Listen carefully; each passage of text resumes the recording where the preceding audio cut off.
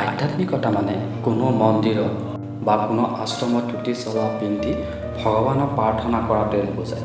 আধ্যাত্মিকতা মানে হৈছে আত্মসমৰ্পণ।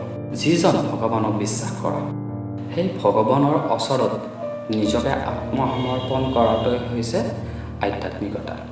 কোনো এটা কাৰণত কোনোবা এটা এক্সাম ক্লিয়াৰ কৰিব নোৱাৰিলা, পালে যিমান ভগৱানৰ ওপৰত বিশ্বাস থাকিলে সেইটো নাপালেও সিমানখিনি ভগৱানৰ ওপৰত বিশ্বাস থাকিব লাগে।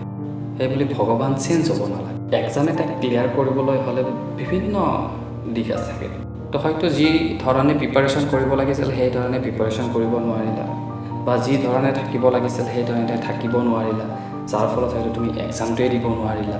কিন্তু এক্সামটো দিব নোৱাৰা মানে এইটো নহয়, বা এক্সামটো ক্লিয়াৰ কৰিব নোৱাৰা মানে এইটো নহয় যে ভগৱান নিষ্ঠুৰ।